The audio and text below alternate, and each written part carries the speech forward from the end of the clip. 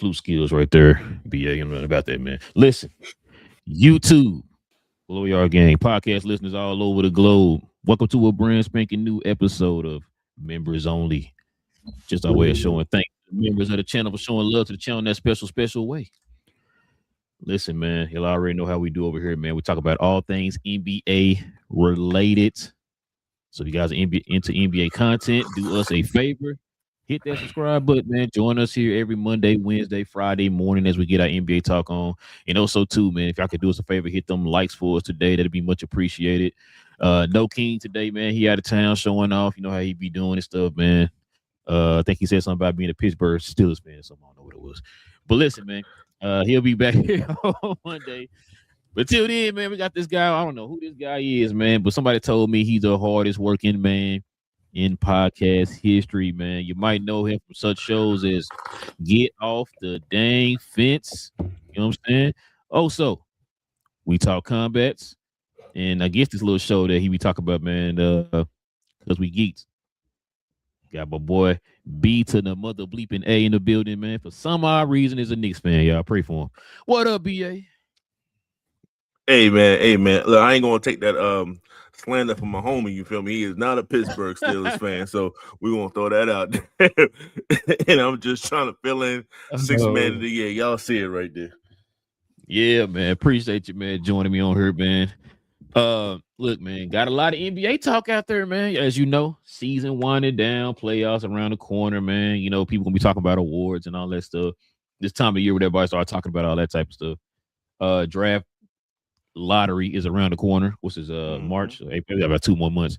I don't know why I keep thinking it's in April. That's the NFL draft is in April.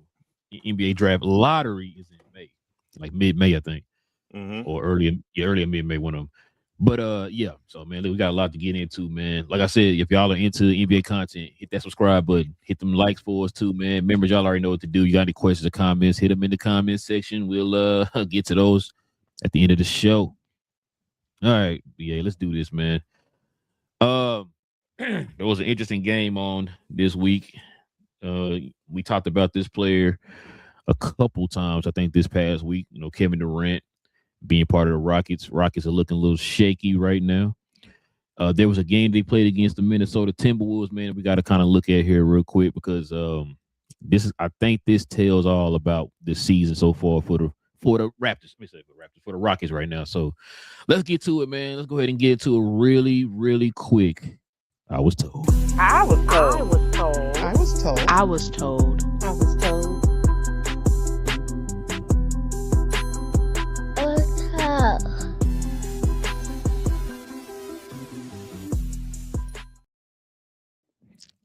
Yeah, BA, I know this is your favorite team right here, man, but just try to keep your composure. Check it out.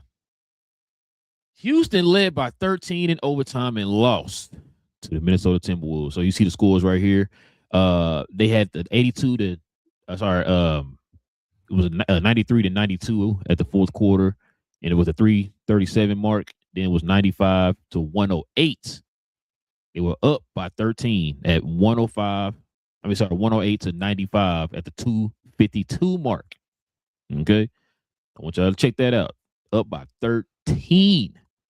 Houston ended up losing in overtime, 110 to 108, which means they didn't score a point since the 2:52 mark in the game.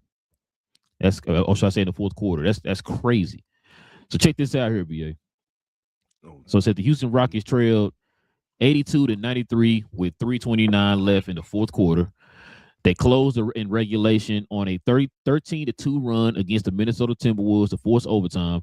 Houston proceeded to blow the largest lead in overtime history to lose the game by 13 points.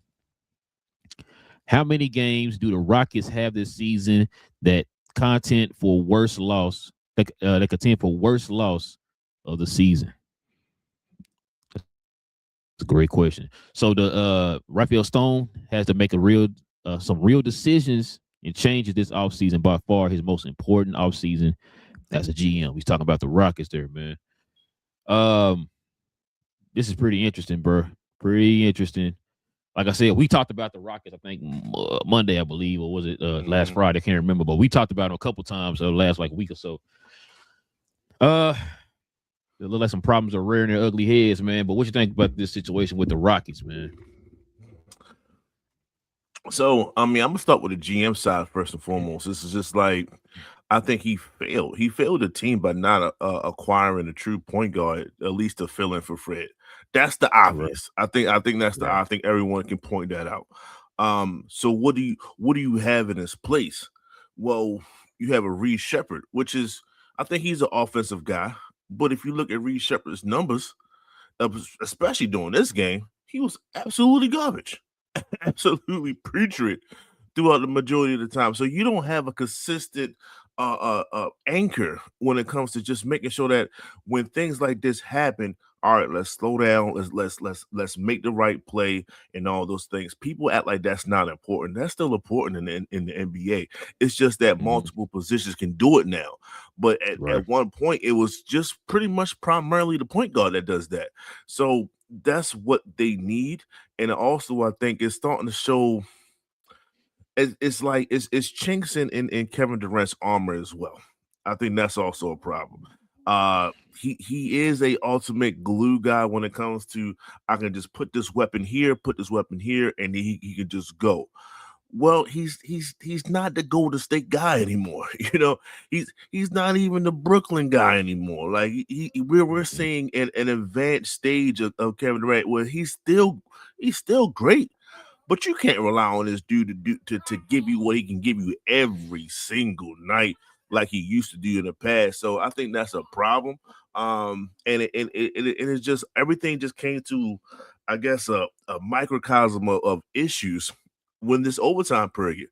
They didn't have the Mhm. heart. They didn't have the fortitude. They made mistakes. They didn't close out all these things. And to Minnesota's credit, they was like, "Yo, we can get them." And they got him. Shout out to Julius Randle. Shout out to Dante and the crew. Shout out to the team. Like they got No him, end. and no hand. So it's unexcusable.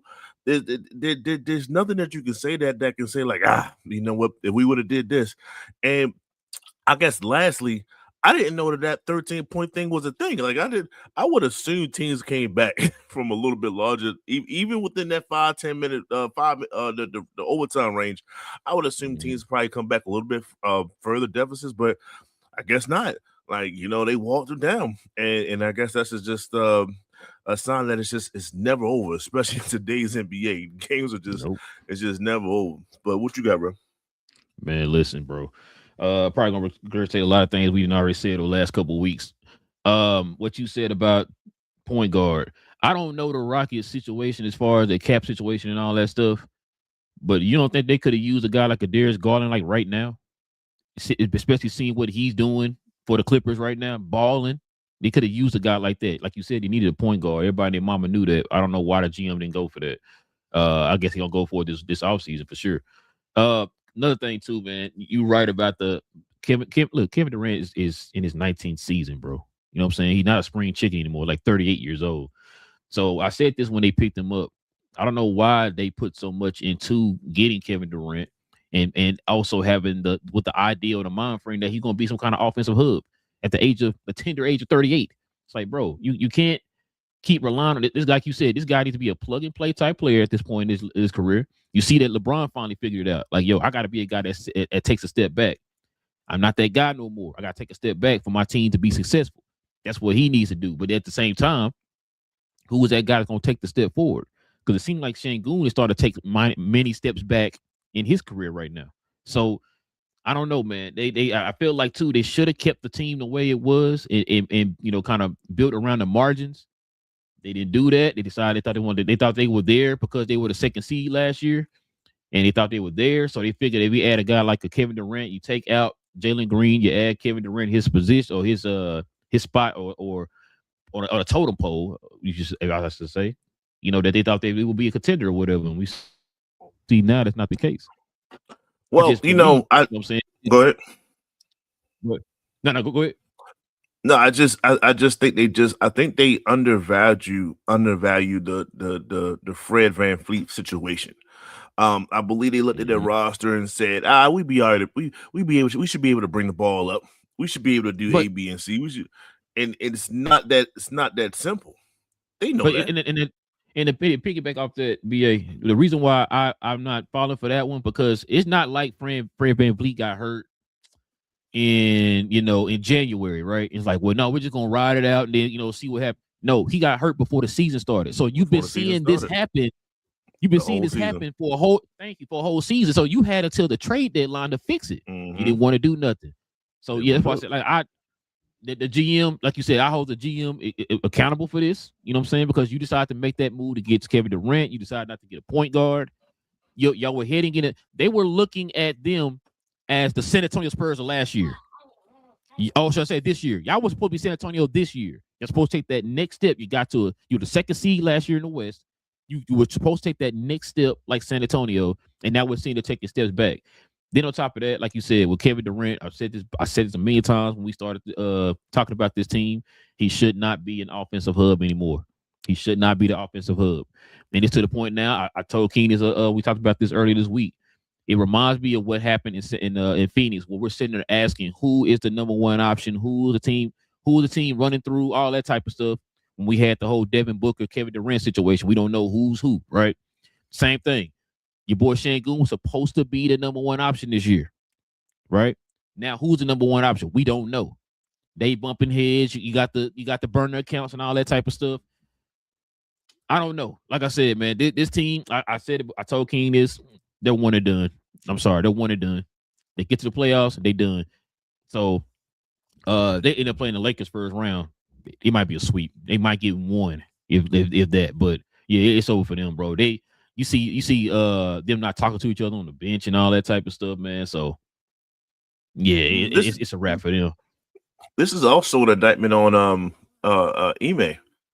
You were hired not to have these issues. We remember what you did in Boston, how you got them on track. You know what I'm saying? So you had this underdeveloped Houston team, and you had them all the way up to a 2 seed last year, with Jalen Green and Şengün as your stars. Like you're supposed to be one of the upper echelon coaches right now, based off your pedigree. I know you didn't win a chip, but everyone kind of think that Boston team is your team in a sense, right? We still have that vibe when it comes to the NBA. So it's like this is under your watch too. So you take a hit as well. So I mean, everybody is at fault for this Houston. I'm sorry, bro. Houston, we got a problem. We got a problem. That was the title of the show. Now, I kind of agree with you on that, but it's the thing too. We see that this is not the only coach that's been through this with a Kevin Durant led team. We've seen the last 3 stops of Kevin Durant. Even the tail end of Golden State, we started to see this. Like it's at some point, man, we're gonna have to look at the common denominator. This keeps happening on teams that you've been on. So we gonna talk about it. We gotta have them conversations. Gotta have them conversations, bro. Does that start right now? I mean, listen, I said this beginning of the season when everybody was talking like, oh, they the team. They was Kevin Durant away, all that type of stuff. I'm like, okay, we said that when he went to Brooklyn when he had a super team. We said that when he went over to Phoenix and had a super team. Now you're back over here with Houston, who was, like you said, a second seed, and we're still having the same issue. This is the indictment of the person that's number 5 scoring all time. This is his problem. He has all the metrics of being a great NBA player. That's the obvious. What you can't measure is what's inside. You can't measure that. So when both heart and up here, and I'm not saying his basketball IQ is trash. I'm just saying it's like, what does it mean to be a leader? Well, they should be able to galvanize whatever they have inside of them, the rest of the team, and look at you and say, because you're here, we are much better than what we are. We're going to play even better. And it shows itself. And it's like, it's just the way things work out. Like when you see people play around LeBron, they play above their average in a sense, right?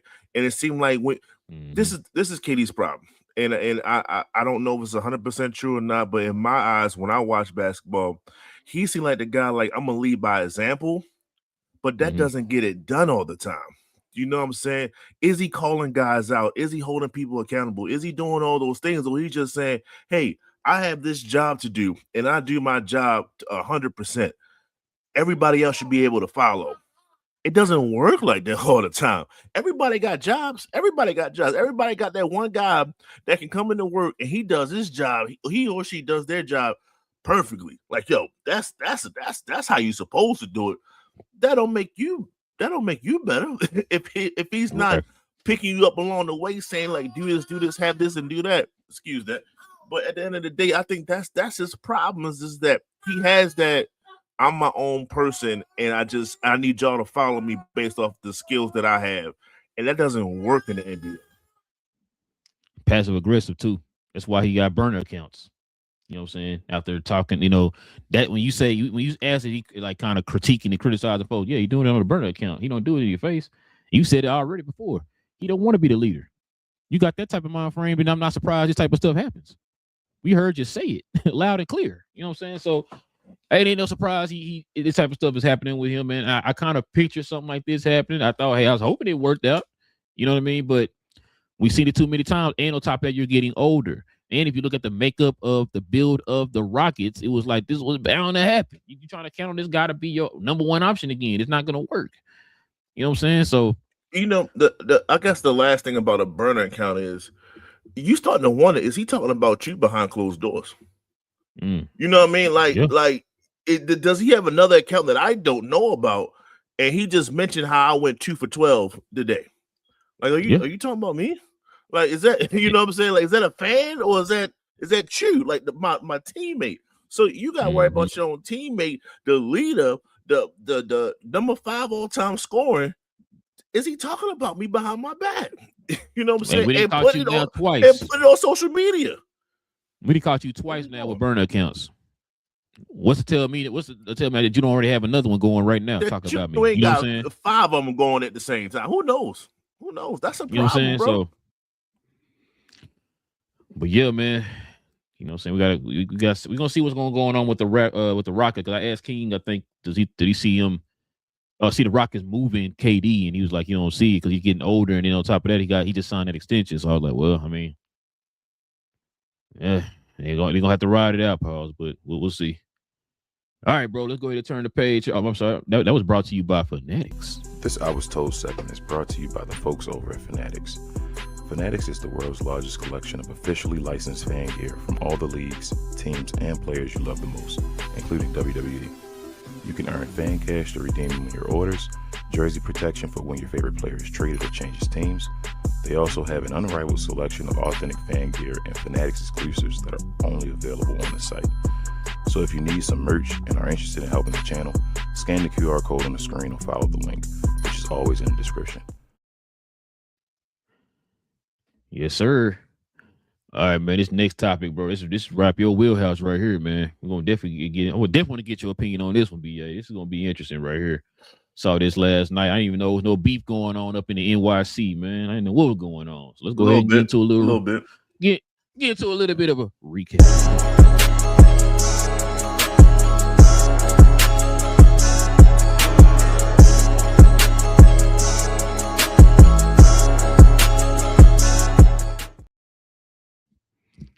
Yo, what's going on, man? You got to explain this, BA. Check this out, man.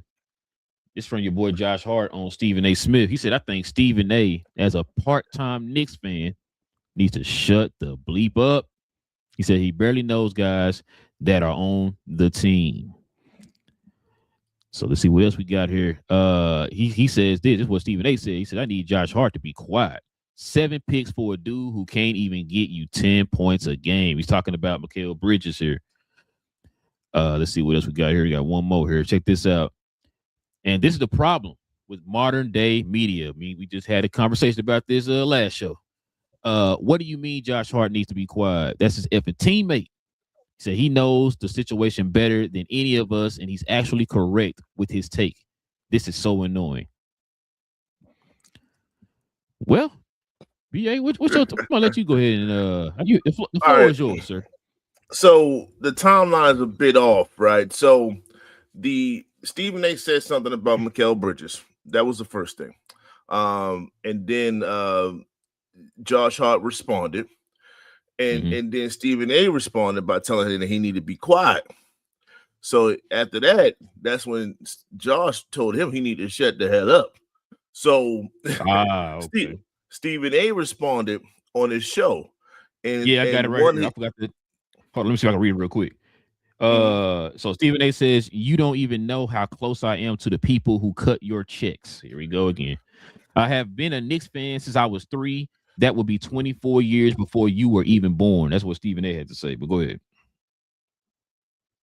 And he also said that Josh Hart was right with telling him to shut the hell up because he had told him to be quiet. So he already dissolved the animosity there. Like it's not as hot as it seems. That's the first thing. Gotcha. The second thing, I guess I can say it like this. Well, is Stephen A. Is he critical of the Knicks at times? He has to be. That's his job. And does he also put us on a pedestal at times?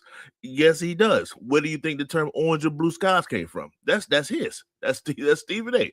So he can say that as well, and he can have critiques of the team. And he doesn't need to know the 11th or 12th guy that's on the team. He doesn't need to know that. That's not he doesn't have to. The man covers almost all the major sports, so he doesn't necessarily have to do that. So I'm not knocking him for it. This is the thing that I think people miss when it comes to this the Mikal Bridges situation and the picks that was used to get him. Well, first, let me say this. This aside, I think Mikal could be hurt, and unlike other people, I'm just throwing this out there. Unlike other people, he has that Iron Man record that he has to show up and play. I think he can play through the injury. He just can't necessarily say that he's injured because he probably should be sitting out right now and to get himself together. But when you got that Iron Man streak, trust and believe from Baltimore, shout out to the Orioles, Cal Ripken. Cal Ripken played hurt many a days and never reached the IR report. You got to play through it in a sense. So I think that's going on because he's just not himself. I don't think it has anything to do. I don't think it got nothing to do with Mike Brown or nothing. Like he's getting his shots and things like that. But let's go back to the facts. The facts of the matter is the picks for Mikal. I'll give you 2 examples, and I'm going to flow off those 2 examples. One, Rudy Gobert got traded to Minnesota for all those picks, remember? As you know. 85 picks, yes. Right. Was that a package deal or was it just Rudy Gobert? It was a package deal. But it was mainly just Rudy, right? Oh, you're talking about with the 80 plus players? No. Yeah, it was just Rudy Gobert. Yeah. Got you. Okay. Paul George got traded for a lot of guys. I mean, right? Picks, guys, and all that, right?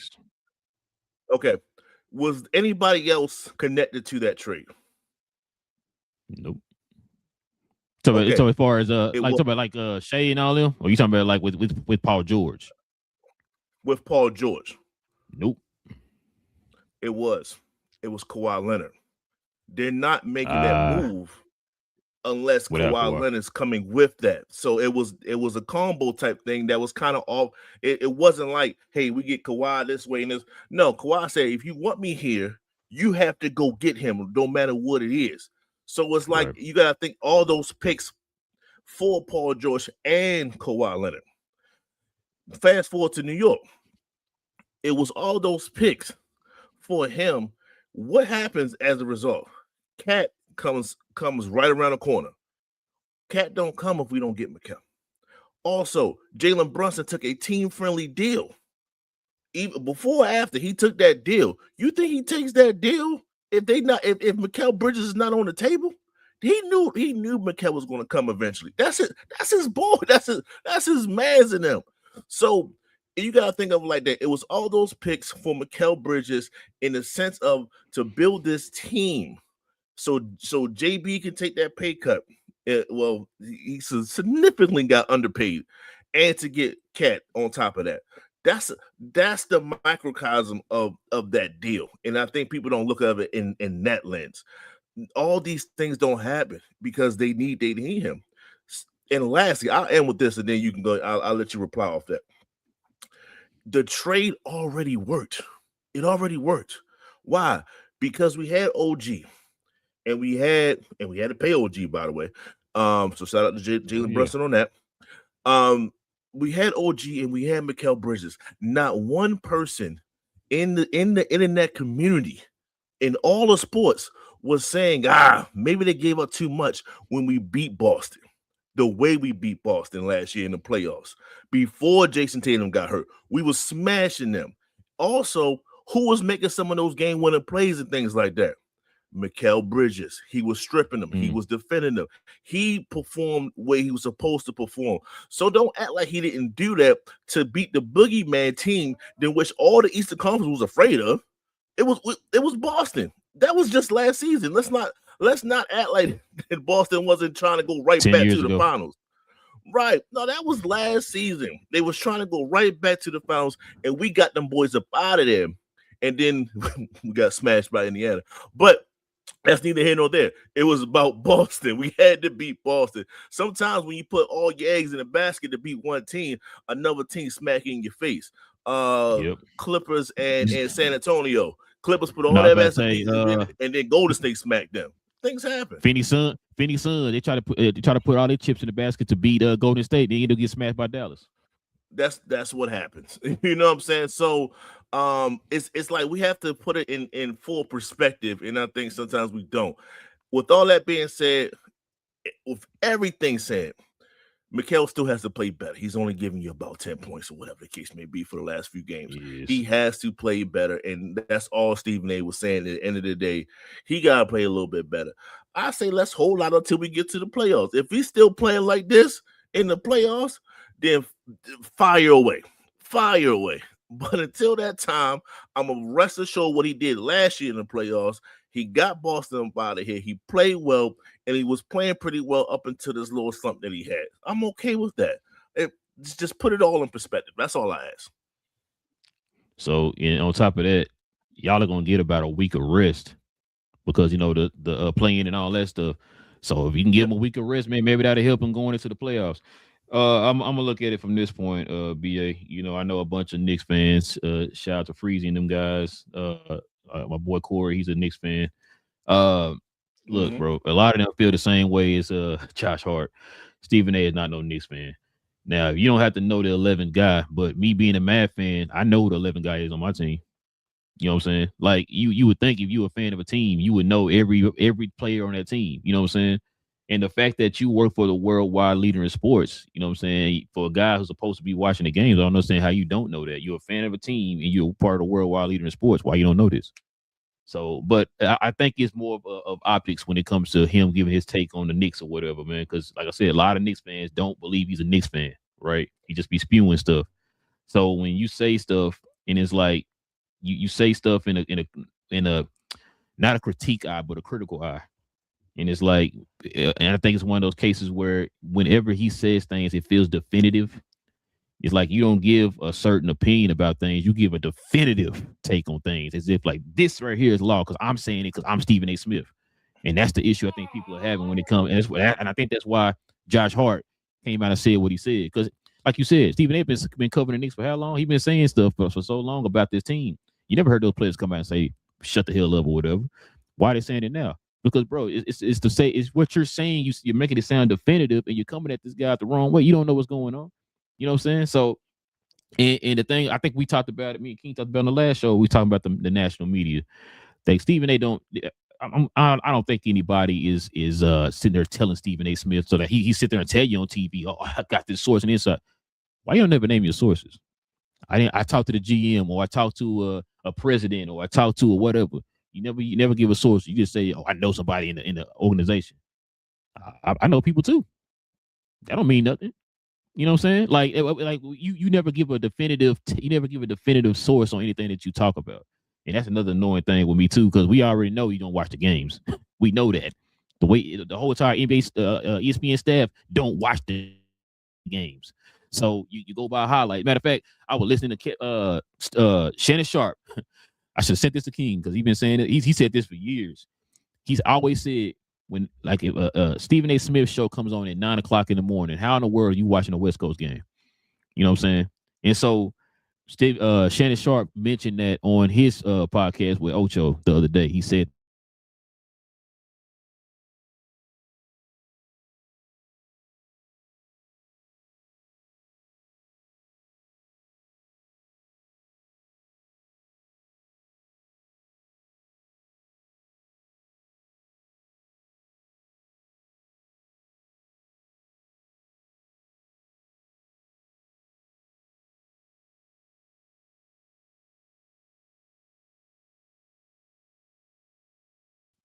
there you go.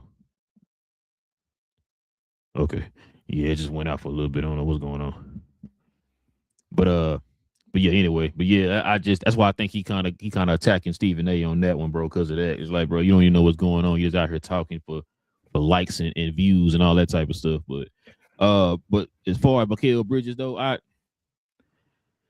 has he been a little shaky here lately? Yes.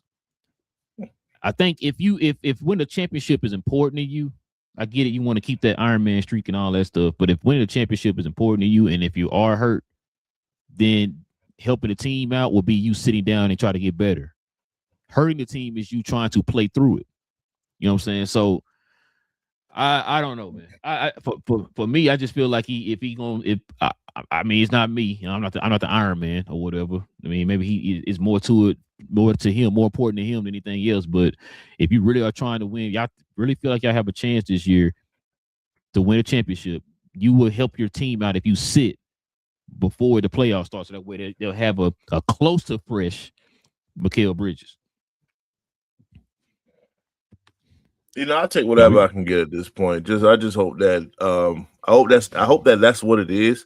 And does it look like limping, or what does it look like to you? He looks like he's running around like no problem. It's like is it if it's not that, then it's still the same shots. He's getting looks. He's still getting the corner shots when he wants it. He's still getting the cross the paint if he wants to fade it. His patented right now, fade away in the key and stuff like that. So it's just he seems a little bit out of sync. So I want to say that that's the reason, or it could be something else behind closed doors that we just don't know about. That's affecting him too, which is why he's still starting. Some people say that he should come off the bench now. Yeah, if it's, let's just say if it is mental, Josh Hart would know. That's probably why he's defending him this hard. If it is mental, then the worst thing you want to do is tell him to come off the bench, because then he got to deal with that. Yeah. You know what I'm saying? That's probably why he's still starting. So it's something. And if it's not physical, then it just leads us here to mental. And then we have no idea what's going on if it is mental. So maybe somebody else might know. This is the stuff that Steve A should know, though. As a true fan with insider, now this is when I hold him accountable. If you are a fan and you have insider information, then you should know what's going on, other than the fact that he's not playing well. You should know. Right. Exactly. You know what I'm saying? And like he said, he brag about how he the most well-connected guy of all time and all this other stuff, bro. This is the point. It's a part where you start really showing your connections and stuff like that. So, yeah, I think it's to the point too. I don't think a lot of people talking to Stephen A because they know he run his mouth and stuff like that. So, but yeah, I hope it work out for Mikal, man. Like I said, I seen a couple games here recently, man, where it just looked like he was kind of off a little bit, but he kind of quiet, like kind of forgotten a little bit. It's like, oh yeah, Mikal. He out there. I forgot. And look, people don't understand this too. With money comes that responsibility. Like when you're making that kind of money, people expect you to play at a certain level. Which is why everybody kind of talking about him right now. He's making, 15 a year doing this. People wouldn't be tripping. But because he's making over, what was he making, 100, 200 million or something like that? Yeah, he got a bag. Don't get it twisted. Yeah, he definitely got a bag. So people are expecting him to go out here and put up bag numbers. You know what I'm saying? So I get it. But we'll see, man. Like I said, if he's hurt, just sit out until the playoffs. Or if he's just trying to play it out, because we got like a week left, week and a half. No, we got like a week, right? I think I got like 10 games left, I think. So yeah, probably just trying to play it out till they get to the play-in. That's about a week and a half, 2 weeks. Yeah. Yeah. So yeah, play it out until the play-in. I guess, you know what I'm saying? Because they get a week for the play-in, so that might help them. But all right, man, let's get to this next one. Check this out, man. Here's a tier list right here. I want you to look at. So this is a tier list it's the watchability tier list of 2025-26 NBA season. So we got let me start at the bottom here. Save your time, BA. Don't even watch these teams. They boring. What we talking about? They got the Miami Heat, Boston Celtics, Indiana Pacers, Utah Jazz, and Brooklyn Nets. Okay. Ground nose. They got the Suns. They got the Milwaukee Bucks. They got the Bulls, Portland Trail Blazers, Toronto Raptors, Kings' favorite team, Washington Wizards, and Sacramento Kings. Okay. This team is, pretty enjoyable. They're okay. They got the Cleveland Cavaliers, Detroit Pistons, the Charlotte Hornets, the Memphis Grizzlies, Philadelphia 76ers, and the New Orleans Pelicans. Okay. Super fun to watch. They got the Denver Nuggets. They got the OKC Thunder. They got the LA Clippers, the Dallas Mavericks, the Atlanta Hawks, and the Orlando Magic. These teams are must-see TV. Like, man, you got to turn your TV. If they playing right now, turn your TV on, BA. You got the Golden State Warriors, LA Lakers, Houston Rockets, New York Knicks, the Minnesota Timberwolves, and the San Antonio Spurs. You agree with this list? So teams be moved on this list. What's your thoughts, man? This is one of the worst lists I've ever seen in my life. I ain't gonna, first man, you ain't never lie.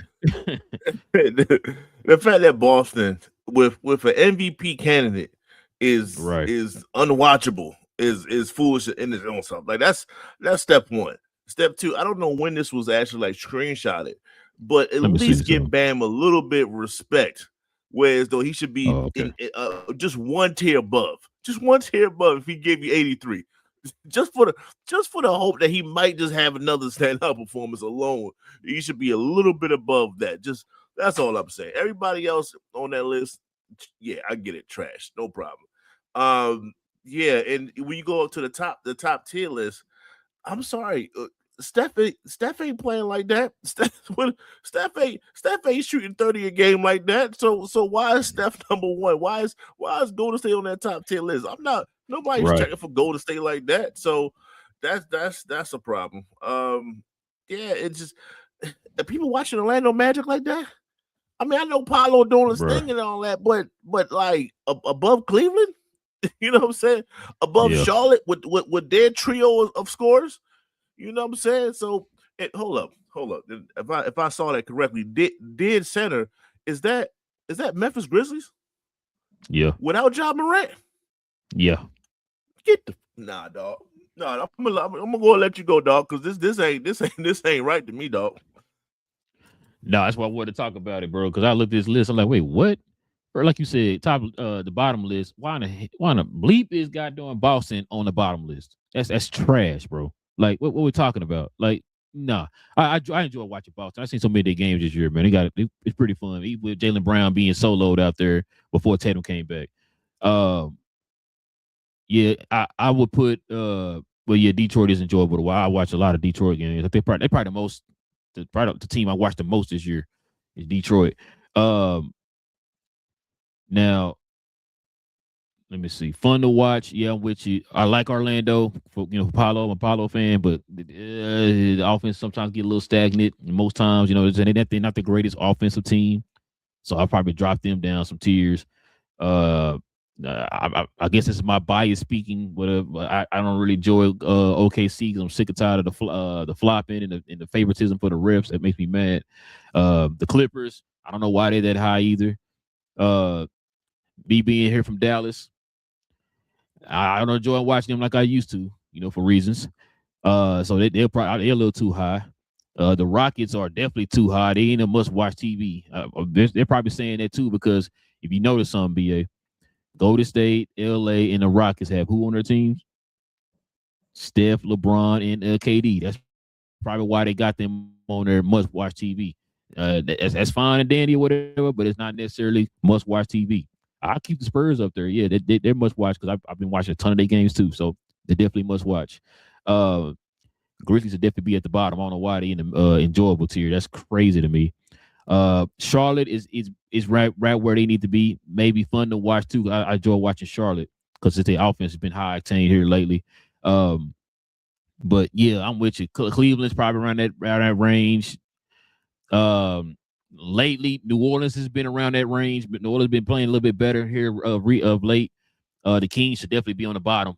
Bro, I think matter of fact, I think me and King was sitting there talking about the least amount of games we watched for teams this year. And I think I had Sacramento number one. I think I seen one Sacramento game all year. One.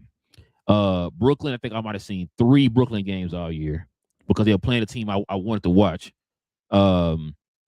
Nope, I'll take that back. Nope, I just watched the Indiana games, so they don't count.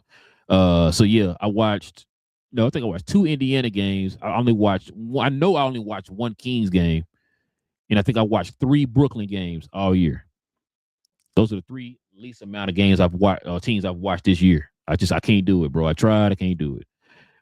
Usually when they play somebody I like, I'll watch it, whatever. But like as far as like I'm going to watch them on their own, nah, I can't do it, bro. But let me see who else. I think it was somebody else I want to mention. But yeah, I mean, that's pretty much it. You know what I'm saying? They probably put the Knicks down here unwatchable too. They put them in the bottom. But yeah, other than that, yeah, like I don't know who put this list together. I'm not gonna lie to you, bro. Playmakers, I think they're the ones who put this list together. I'm just like, wait, what? So yeah, I had to bring it up on the show, bro. But yeah. And hey, remember, y'all let us know in the comment section, man. Who was a matter of fact, man, who the top 5, or should I say top 3 teams you love watching, man? Well, outside, other than the Knicks. Other than the Knicks, so we got to go Denver. I think they always. Jokic is a hell of a player.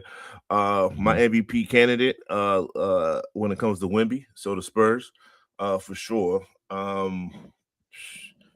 I'm just trying to think. I do like OKC because I think Shea is on the path of greatness. Like I'm talking like all time greatness. Like he's already on that path now. And Anthony Ned was in Minnesota. So those are my guys. Yeah, I can watch them. Other than the Knicks, I can watch them all day. Yeah, I normally watch the Spurs. I've been watching them all year. The main 3 teams I've been watching like religiously is the Spurs, Detroit, and it was one more team on here. Oh, in Atlanta. I watch Atlanta a lot too. Shout out to DeMond and them. I've been watching those 3 teams like religiously. More recently, I've been watching the Lakers a lot, you know, because my boy Luka, the MVP.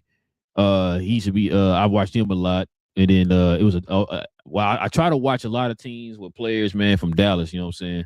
Like before George got hurt, man, I was watching Utah there for a little bit because he's from DFW. And then I watched Charlotte a lot this year too. So it's like the 5 teams I've been watching a lot. At one point, I was watching. We had a playback. I was watching New Orleans because of King, man, y'all boy Queen. You know what I'm saying? Be from Baltimore and stuff. So I was watching a lot of his games. But yeah, those like the 4 teams I've been watching like religiously, man, over the last like this whole entire season. Like most time when their games on, I gotta watch them, bro. Like they my team or something. You know what I'm saying? So, but yeah, man. Let's see what we got up here next, man. Another recap. Check this out, man. This another guy y'all about to pick up off the waiver wire right here, man. Your boy Cam Thomas got whiz-aved out here, man. So this is what he was averaging with the Bucks. He was giving you 11, 2, and shooting 43% from the field, 28% from 3. Now, which is crazy because, you know, Doc Rivers is considered the 6-man whisperer, right? He did it with Ty Lue. He did it with Lou Will. He did it with Jamal Crawford. So you thinking, yo, you get a guy like this, he gonna make him look like the most unstoppable 6-man of all time. If Doc Rivers can get you in a 6-man position, man, consistently, bro, then that'll tell you something right there, man. But I've had my opinions on Cam Thomas, man, here of late, especially of late, but of his career. But what you think about this, man? I don't like the 28%. I'm gonna throw that out there right quick. But at the end of the day, he's a person that I guess he goes under the category FAFO. What does that mean? That means he effed around and found out. That's what he did. He tried to bet Facts. on himself, and that's what happens. Think of Dennis Schroeder, right? Schroeder. He tried to bet on himself and lost all that money from LA a couple years ago, right? You know what I'm saying? So Brooklyn tried to offer him what, 2 years, $30 million. You gotta Something take like that. that. You gotta take that. 2 years, $30 million. You have to take that. So he chose not to. And as a result, this is where we at right now. So now you probably turn yourself into a journeyman just like that. And two, you kind of got released from that from Brooklyn, which what the hell Brooklyn playing for? Please tell me. And then you got released from Milwaukee. Like, what are they playing for? What are they playing for? So that's crazy. You know, that's a good point you didn't mention there. I didn't think about it like that. You're right. You know what I'm saying? You're an undersized guard, and this is just where you at. Can you put? Are you a bucket? Yes, he is a bucket. So the stats is misleading when it comes to his time in Milwaukee because he got like a 30-point game in there and stuff like that. Sometimes he played three, like 3 games or whatever. He played with them, he looked like he was the on second fire. game he had like 30 something. So it's like, you know, when he had the minutes, he produced. So like he's an NBA player, no doubt. I don't think he should go through the G League and none of that stuff. Like he belong on a team. It's just okay. If you go to a team and they tell you to come off the bench, and you are looking at this team like, yo, I'm better than like half these. I'm better. I'm probably the second best person on this team other than Giannis. Like as soon as you walk through the door, he probably felt that way. And they like, nah, we need you to do this. We need you to do that. Man, I'm not doing. I guarantee you, he probably met some. He probably pushed back a little bit, and that's all it takes. And he doesn't realize how fragile his situation is. You're thinking that you to do that damn near average 25 a game. Like that's in your head. I'm averaging 25 a game. I'm backing up this dude. I'm backing up this dude. No, feature me. I gave y'all 30. Feature me. And I'm quite sure he wasn't the most positive team player out there. And when you like and when that's the case, yeah. They might ship you out of here, man. I mean, he probably was in Brooklyn like, I see Michael Porter Jr., but this is my team. I've been here. No, he taking all your shots. Well, I need you to roll off of him, boss. I'm not feeling that. That don't work for me. So, you know, he's quickly seeing his way out the league, and he needs to understand that this might be one of his last stops. So he's going to give another shot. I guarantee you another team's going to offer him another shot, but it's not this year because they released him after I think March 1st was the cutoff.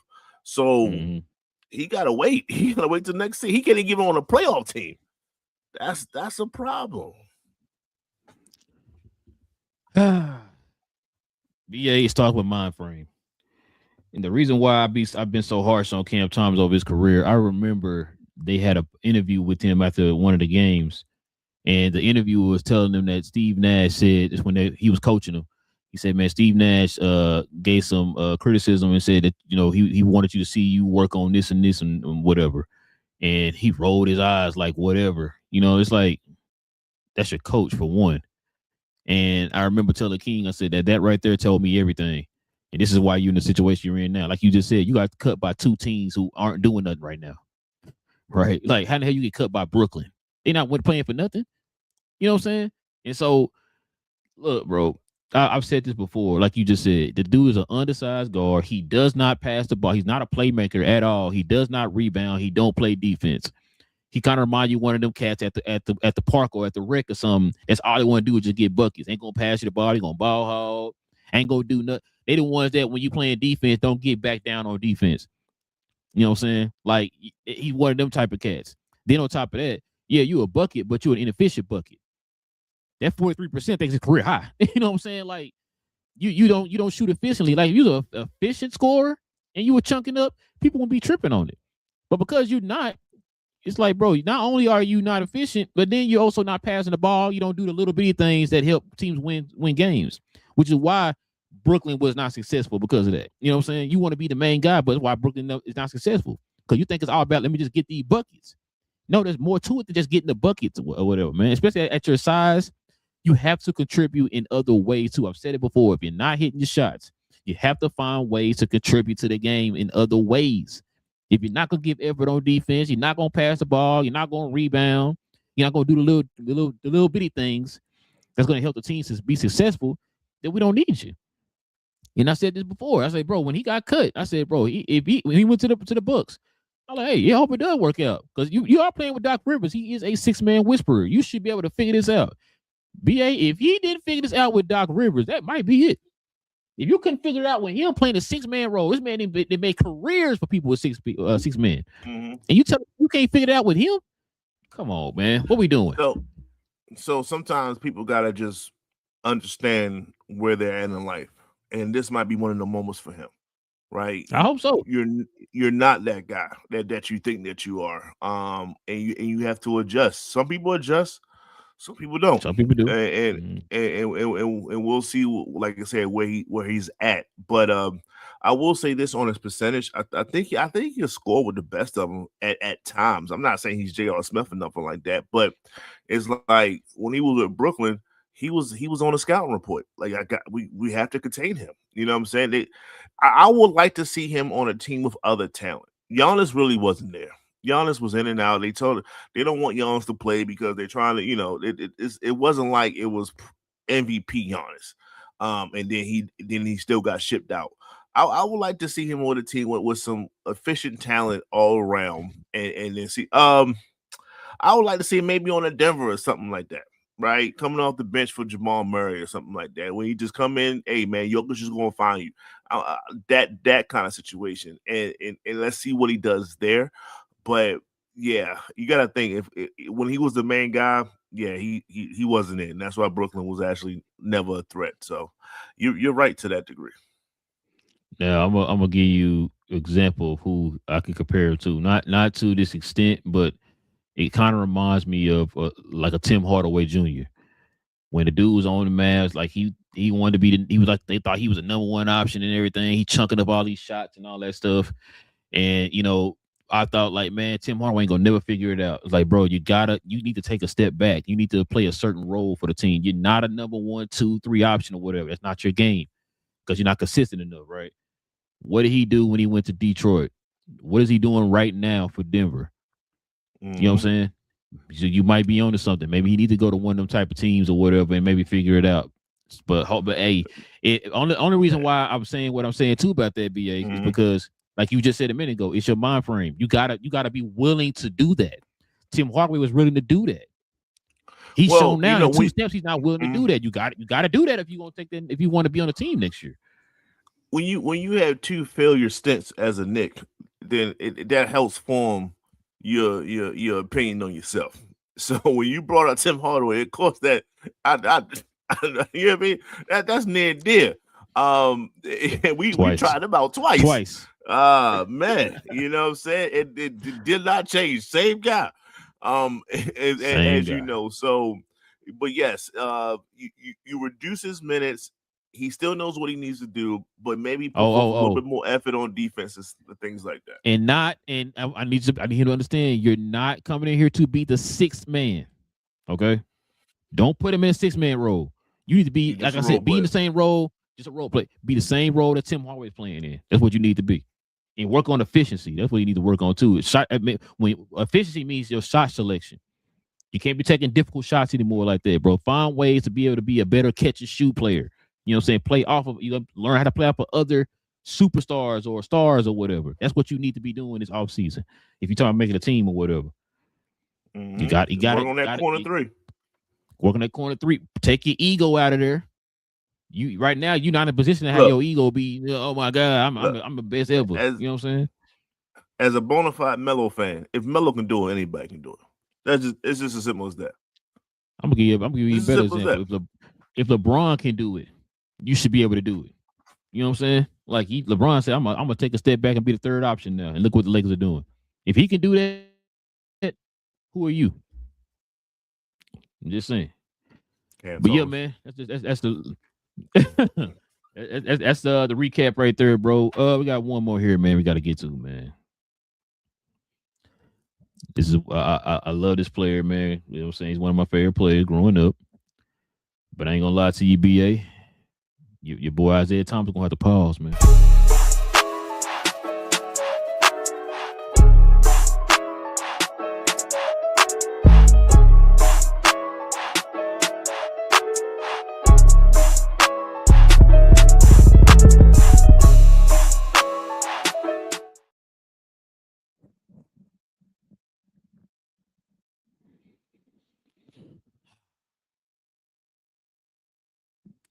If the Bulls took MJ out for Kevin Durant, would they have won 6 championships? Isaiah says, absolutely. Isaiah Thomas believes that you can replace Kevin Durant with Michael Jordan. They will win 6 championships still. Oh, my God, bro. There's so much to take out of this, but I'm going to let you go ahead, BA. What you got, man?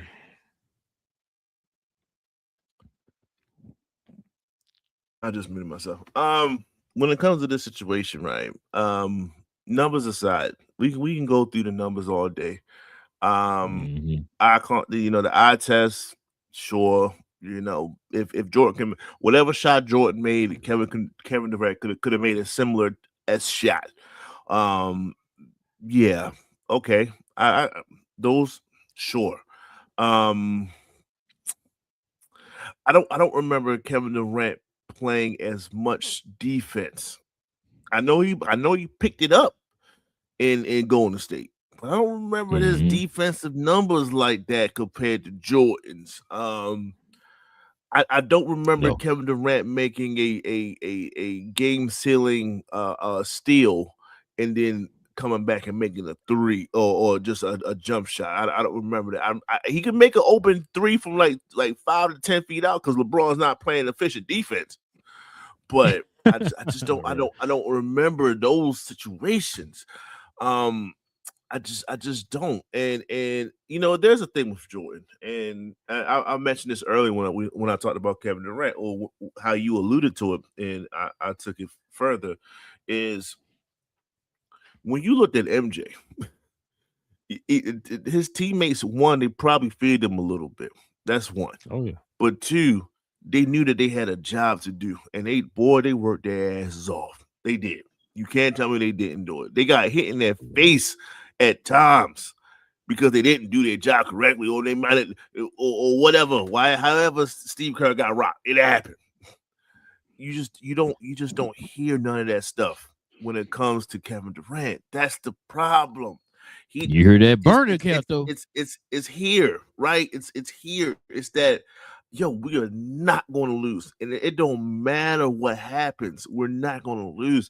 I don't care if I'm playing Boston and I got to give them a 63 in a Garden. Even though we took an L, they remember my name. I don't remember KD doing that. I just don't. I don't remember those feats like MJ. So you just can't say that I'm a sub out and this guy's going to do the exact same thing, because he's not the same player. He's not.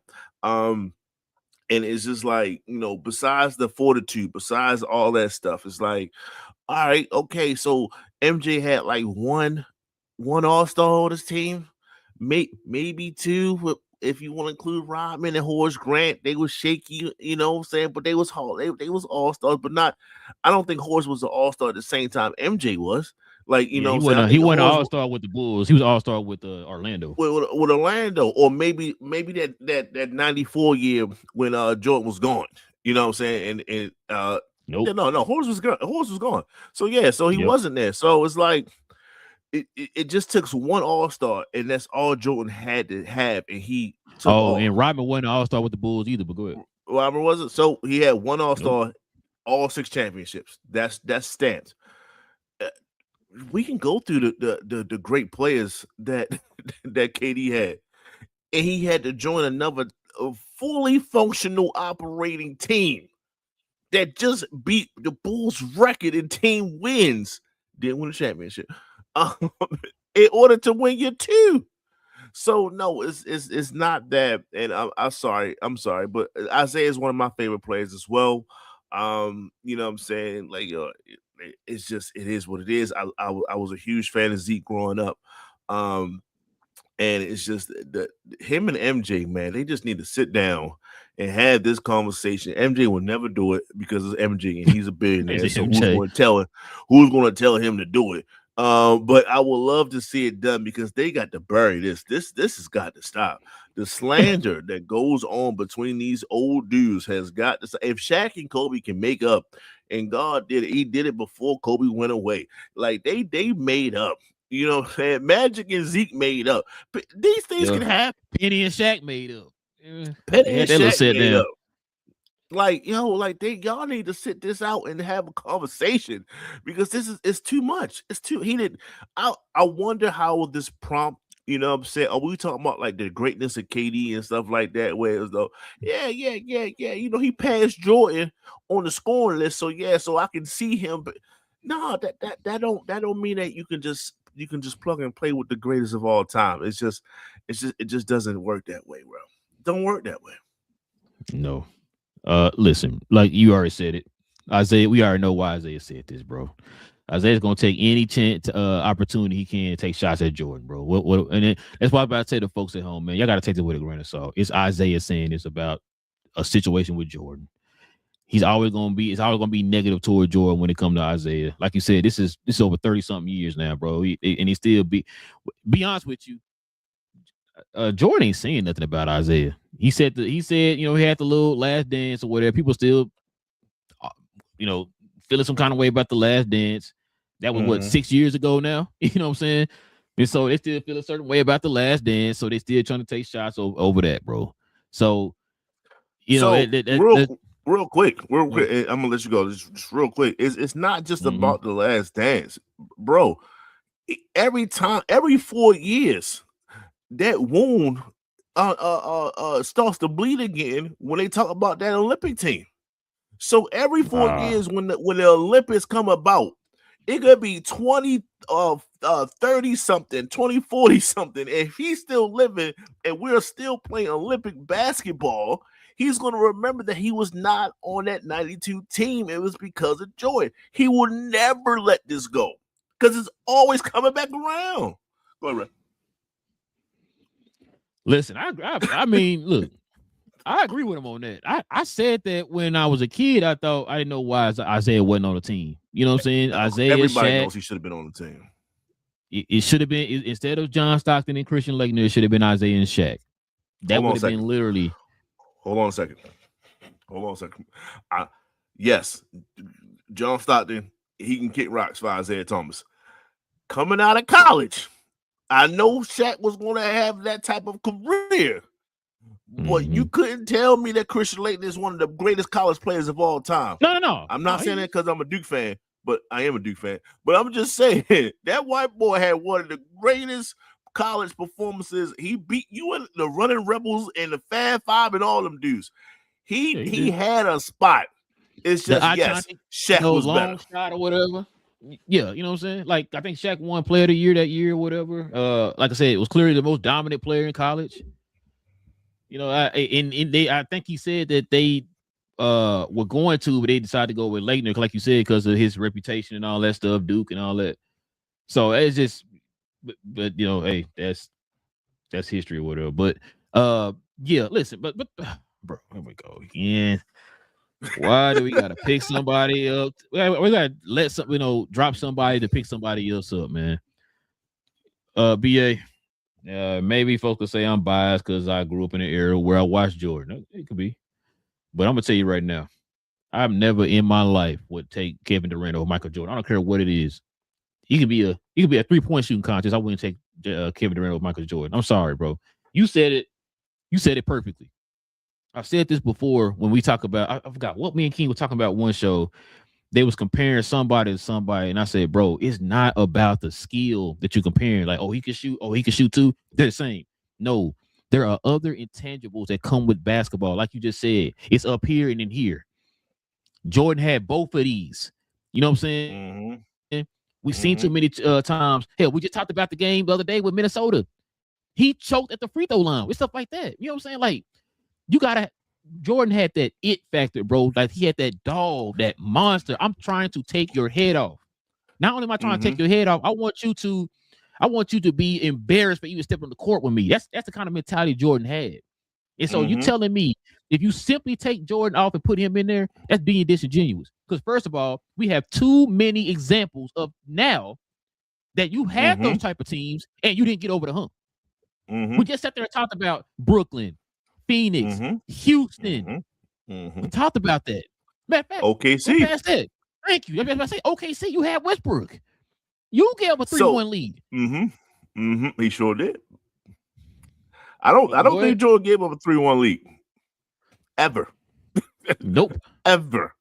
Right? And the fact that a team thought that they had a shot when down 3-1, it tells you the difference between him and when it comes to MJ. These teams, maybe on the wildest of all wild, Gary Payton thought I still got a shot when he was down 3-1. Maybe. He still think he had a shot to this day. Maybe. And that's just Gary being Gary at this particular point in time. But look, if you want to say, that's what I'm saying. People go too far, and I will bring up this argument because I was a supporter of this argument. When T-Mac said, "You sub me out for Kobe, we're going to win a championship," I believed him only because he said one, just one out of the many that Kobe got with Shaq, out the three and the dominance. He said just one. I believe I could be healthy 1 year, and with the dominance of Shaq, I should be able to facilitate enough to win one. Maybe of all maybes, hey, if Isaiah would have said, yeah, I mean, if you would have took him out for maybe one of those 6, I mean, I can see KD getting one. No, he said 16. Maybe. He said all 6. What you mean, yo? Like that's what I'm saying. We go too far. You got to have everything in perspective. That's why it's hating, bro. Because he said all 6. It's like Isaiah. No way. Isaiah, you've been covering this game. You on NBA TV. You've been covering this game. This man's whole career. You never seen the downs that he had, bro, that could be comparable to any situation that Jordan been in his career. Come on, Isaiah, what we doing, bro? Like, it's to the point everybody and their mama know you just hate now, man. Come on. All 6. When he had opportunities in today's NBA to have those opportunities to get 6 and didn't do it, come on, bro. In today's, Jordan would never have left Westbrook. Exactly. You had multiple All-Stars in their prime. You had multiple in their prime if you played with in each of those situations. Come on, man. We're not doing this, bro. Jordan would have made it work. Let's just call it what it is. Jordan would have. That's the thing. He would have made it work because he did. Scottie wasn't a number 1 pick. You know what I'm saying? Scottie wasn't a lottery pick like that. No, he that boy from Central Arkansas was groomed under Michael Jordan to be who Scottie Pippen is. To me, that's a blue blood school. What you talking about? It's a blue blood for those people that happen to live in that area. That's it. That's as far as Central Arkansas go, because you never heard Central Arkansas since Scottie.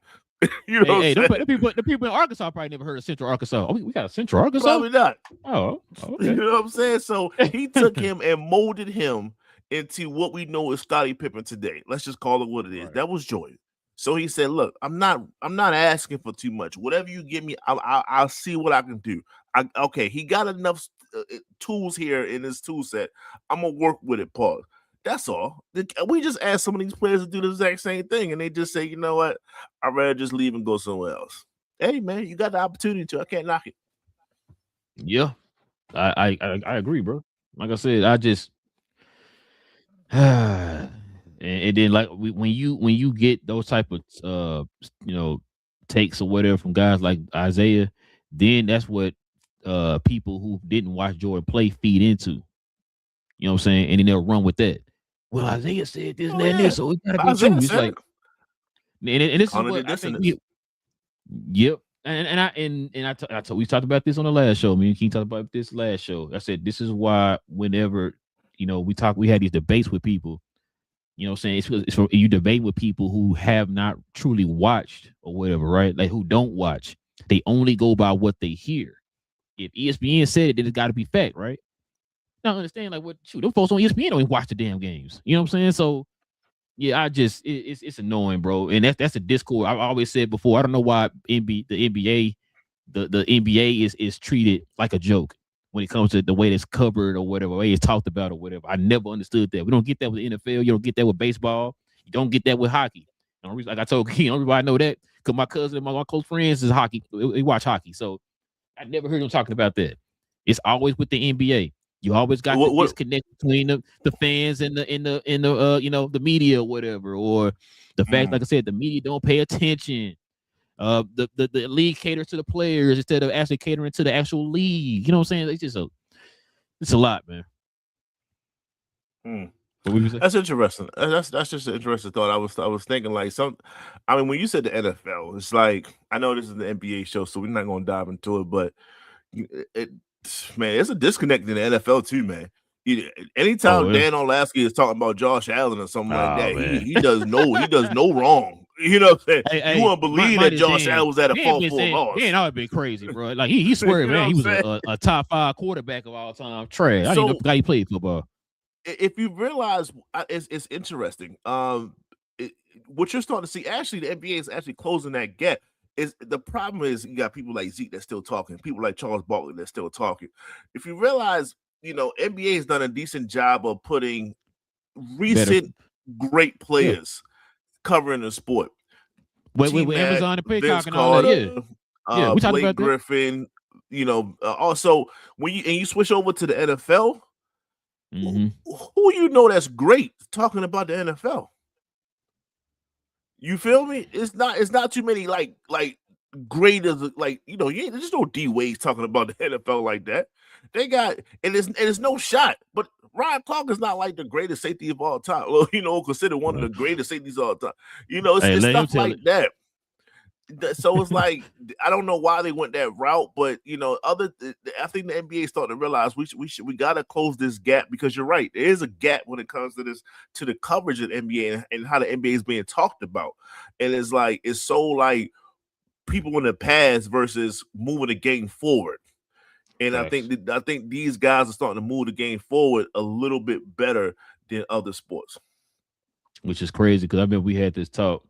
And I told King that because I remember folks were saying, "Oh, they don't want that type of coverage. They want to, you know, be entertained and all that." And I remember telling them, I said, "How are we gonna know people don't want that if we haven't showed them that?" You know what I'm saying? Now, if you show them that way and they don't like it, okay, cool. I'm not gonna argue with you. Y'all got it. You right. But you gonna sit there and say they don't want that when we never gave them that option. You know what I'm saying?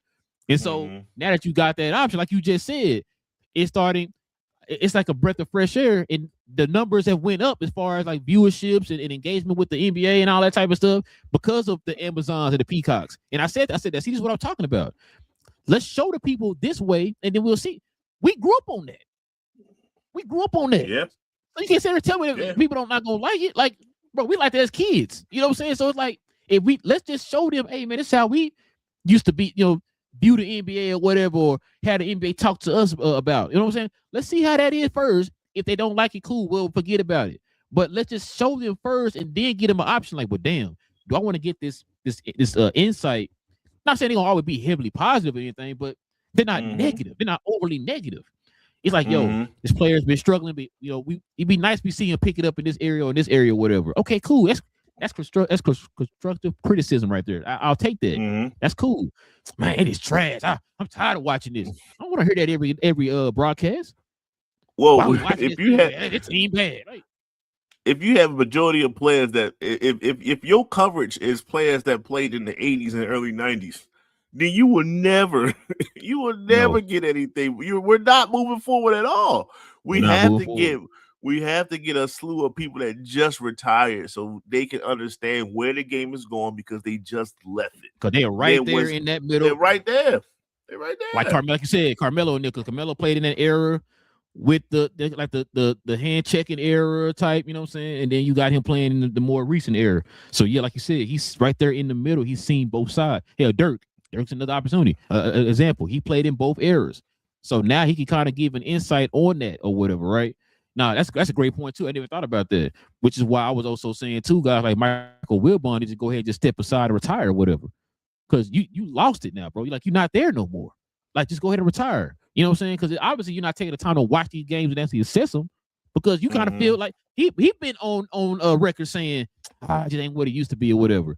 If you have that mind frame, then you're not the right person to be watching this and giving your opinion and giving out votes. Not, and the fact is, it's not going to be what it used to be, because it's not the same. It's not the same players. It's not going to be it. So that's if you watch basketball in the 60s and you watch in the 80s, it's not the same. It's not the same. It's not the same players. So you have to adjust and understand, like, yes, you don't want to forget the players in the past, but you have to understand that we are here now in the present, and we go, how do we get better in the future? That's all it is. You have to keep evolving the game. People be dinosaurs sometimes. It is what it is. Nope. My era is it. That's it. I don't want it. It should be past this era. Like, come on, bro. It's crazy, man. Like I always tell folks, man. Growing up, 90s, early 2000s, all that. I said watching those games helped shape my understanding of the game today. That's how I'm able to look at it and kind of and be able to put into a perspective of this game today. I could simply be like, man, that era way better than that era. I'm just gonna trash this era as much as I can. No, it's like, well, dang, I saw, like you said, our age group, we're right there in that middle. We've seen both eras. So now we can kind of see how it transitioned and how it changed and how it evolved or whatever, right? And we can appreciate that. But a lot of people don't do that though, man. It's like, nope, this era is better, trash. This era is better, that era was trash. You know what I'm saying? Like and that's the problem that I have with the communication when it comes to NBA Discord, man. Which is why I say this all the time, and we can move on. I say I can't talk basketball with everybody. I've been saying that for years. I can't talk basketball with everybody. I can't. So especially if I start talking to you about something and you sound like you regurgitate something off ESPN, nah, that conversation's over. I can't talk to you because I know you ain't been watching the games. But or if everything you're saying is, Steph Curry this and Steph Curry that, I said, okay, I understand how far you go in basketball. It's just as simple as that. If you come to me and say, look, Jordan have a lift, this conversation is done. This conversation is done. I'm like, yeah, check please. I'm out. It is what it is, crazy. Man. But yeah, man, let's go ahead and turn. Oh, we don't got no questions, no comments today. Okay, we'll call this a show today, man. I'm talking about. Oh no, you good? But we can show a little love to this merch though. Always.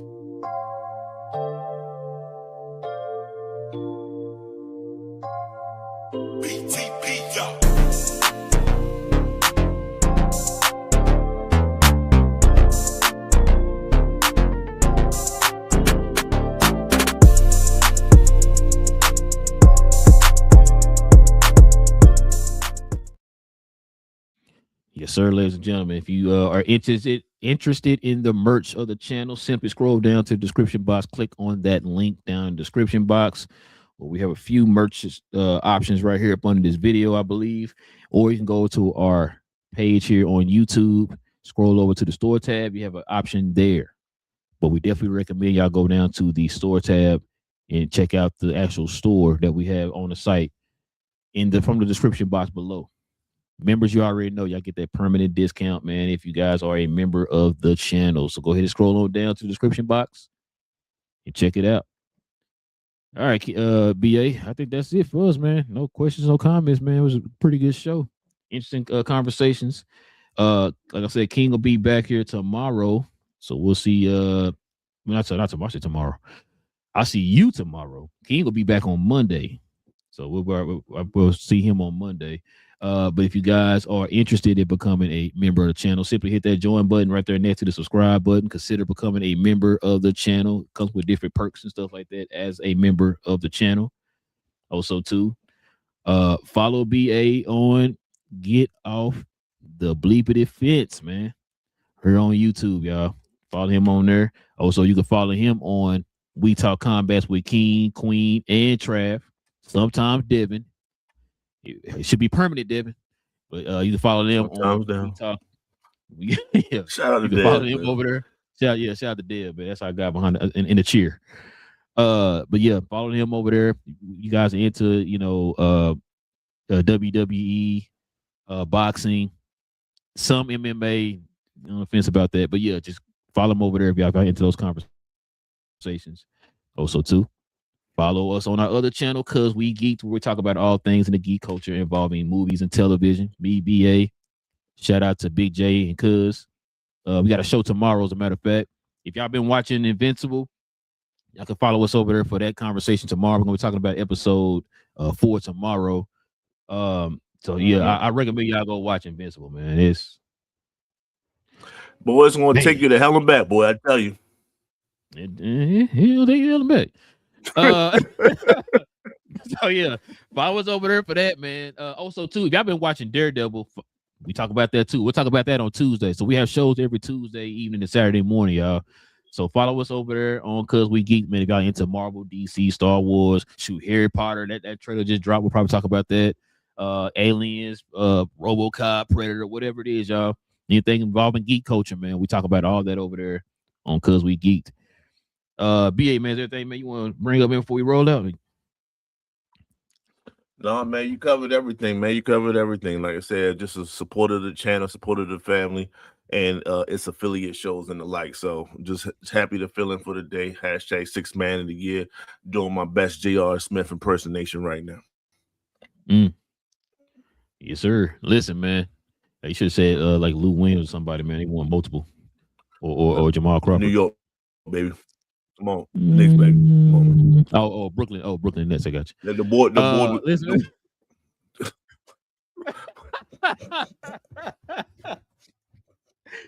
Oh, man. Will Brooklyn ever figure it out? Stay tuned. Stay tuned. Now we can say that. Yeah, geez, no, you man. good. You good. They're never gonna figure it out, man. I don't think they're ever gonna figure it out, bro. They gotta get that ownership and all them out of there, bro. Shout out to Sean Marks. But yeah, listen, with all that being said, man, it's your boy Relle NBA, man. This is Cap and Crown. We talk about all things NBA related. King will be back here on Monday, man. We'll see y'all soon. Same cap time, same crown channel. No cap. Cap and Crown. King, I don't want to see you rocking around with no Hines Ward jersey down there in Pittsburgh, man.